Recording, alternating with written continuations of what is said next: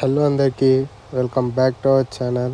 ఈరోజు ఏంటంటే ఆల్రెడీ నేను మీకు చెప్పినా కదా, ఇది ఇండియాలోనే ఫస్ట్ శివుడి గుడిని అయితే చూపిస్తానని చెప్పేసి ఇదే అది. వాటి గురించి అయితే ఇక్కడ క్లియర్గా అయితే ఇన్ఫర్మేషన్ రాస్తుంది. వీడియోని అయితే స్కిప్ చేసుకొని నీట్గా అయితే చదువుకోండి. ఇది ఉండేది వచ్చేసి కాళహస్తి నుంచి ఒక 20 కిలోమీటర్స్ దూరంలో గుడిమల అనే ఊరిలో ఈ టెంపుల్ అయితే ఉంది. అండ్ చాలా మహిమ గల టెంపుల్ అంట. ప్రతి ఒక్కరైతే వెళ్ళి చూడండి, మీకు ఒక స్పెషల్ వైబ్ అయితే వస్తుంది. సో మనము డీటెయిల్గా అయితే ఎక్స్ప్లెయిన్ చేస్తా ఈ గుడి గురించి, అసలు ఇక్కడ ఎవరు ప్రతిష్ఠించారు ఏంది అనేది మొత్తం అయితే క్లియర్గా అయితే ఎక్స్ప్లెయిన్ చేస్తా. సో వీడియోని ఎక్కడ స్కిప్ చేయకుండా ఎండ్ వరకు అయితే చూడడానికి ట్రై చేయండి. ఇంకా వీడియోని అయితే స్టార్ట్ చేసేద్దాం. Let's go.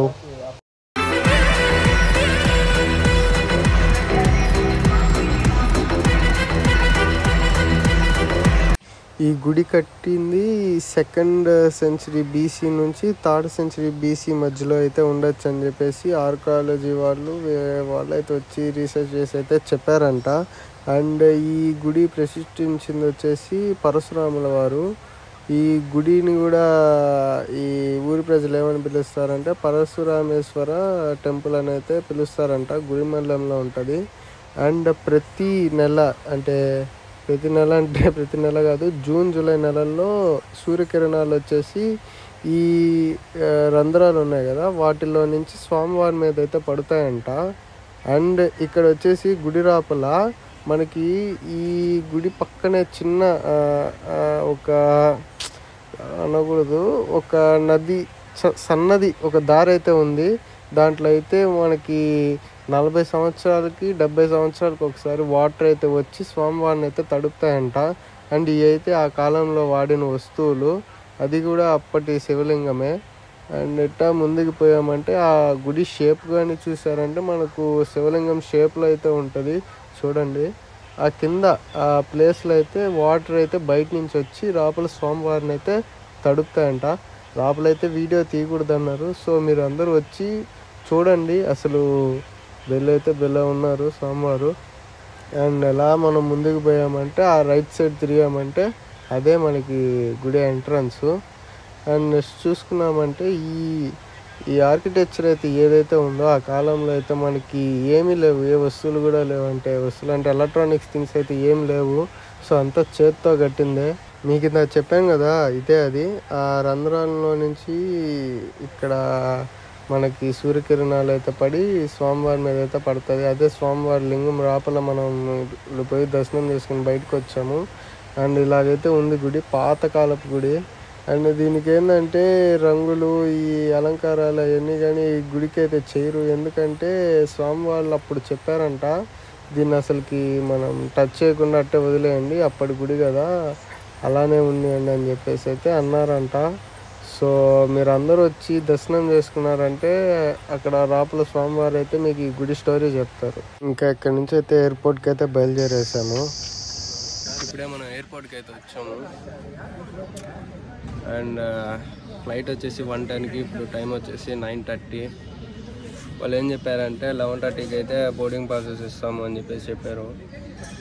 సో 11:30 దాకా అయితే మనం వెయిట్ చేయాలి. మీకు అలా కొంచెం చూపిస్తాను ఎయిర్పోర్ట్ అంతా. రేణిగుంట ఎయిర్పోర్ట్ తిరుపతిలో ఉంటుంది.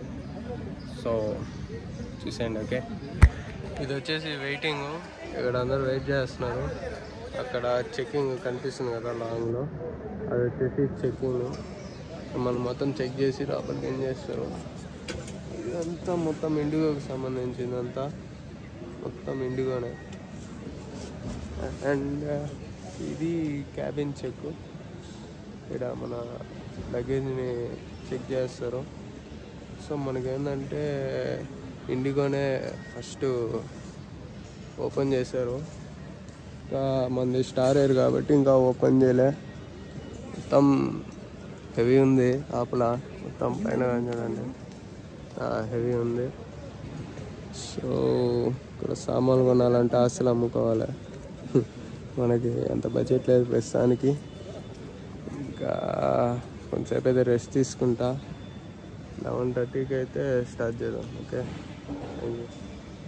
ఎటకేళ్ళకి బోర్డింగ్ పాస్ అయితే ఇచ్చారు. చాలాసేపు వెయిట్ చేశాక అండ్ మనం కూర్చోన్నాము. తొందరపోతే అదే అడ్వాంటేజ్. వాళ్ళే వచ్చి మనకి పిలిచి ఇలా వెళ్ళండి అని ఇన్స్ట్రక్షన్స్ ఇచ్చి మనకి మొత్తం లగేజ్ అంతా చెక్ చేసుకొని అదే మన బోర్డింగ్ పాస్ అయితే ఇచ్చారు.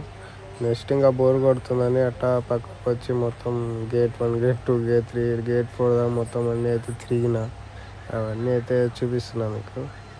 అండ్ ఇది వచ్చేసి పైకి వెళ్తే మనకి గేట్ 2 అండ్ గేట్ 5 అనేది ఉంటుందంట. కింద వచ్చేసి గేట్ 1, 3 అండ్ 4 మూడే కింద ఉన్నాయి. పైన వచ్చేసి 2, 5 వచ్చేసి పైన ఉన్నాయి. మొత్తం 5 గేట్స్ అయితే ఉన్నాయి. మనకి బోర్డింగ్ పాస్లో అయితే గేట్ నెంబర్ ఇంకా ఇలా దానికోసం వెతుకుతున్నాం. అలా ఏమైనా తిందామని అటు పైకి వచ్చి 2 సమోసా అయితే తీసుకున్నా. సమోసా కాస్ట్ ఎంతో కొంచెం గెస్ చేసి కింద కామెంట్ చేయండి. కరెక్ట్గా కామెంట్ చేయండి ఎంత ఉంటుంది అనుకుంటున్నారో.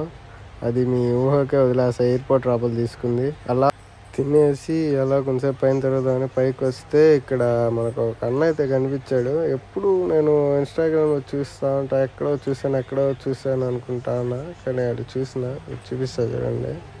లెఫ్ట్ సైడ్లో ఉంటాడు అన్న. అదిగండి అన్న. మన ఇన్స్టాగ్రామ్లో ఛానల్ ఉంది అన్నది, యూట్యూబ్లో కానీ ఉంది. సిప్ స్మార్ట్ అనేసి ప్రవీణ్ అన్న అన్నగానే అయితే ఎయిర్పోర్ట్కి అయితే వచ్చిండు. టర్మినల్ 2లో ఏంటంటే హైదరాబాద్ అయితే వెళ్తుందంట ఇండిగో ఫ్లైట్. సో గేట్ 2కి వచ్చి అయితే అన్న వెయిట్ చేస్తున్నాడు. ఇంకా మనం అలా మొత్తం తిరిగేసి అలా కిందకి అయితే వచ్చేసాం. మళ్ళీ బస్లోకి అయితే వచ్చాము. ఇప్పుడే వదిలేరు రాపలికి. ఆడ ఒక ఇండిగో అయితే ఉంది. ఇప్పుడే ల్యాండ్ అయింది అది ఇండిగో. వెనకాల గ్యాస్ చూసారా.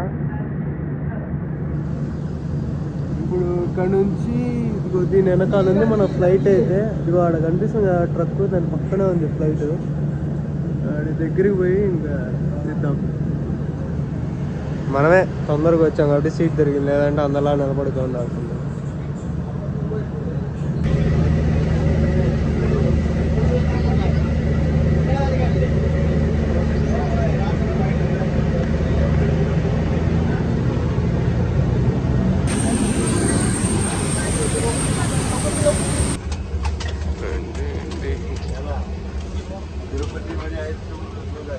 మొత్తానికైతే మనం మన సీట్ కాడికి వచ్చేసాం. 19A. సో విండో సీట్ అయితే దొరికింది నాకైతే. సో ఇంకా వీడియోస్ అయితే తీస్తా, ఇక్కడి నుంచి చూసేయండి.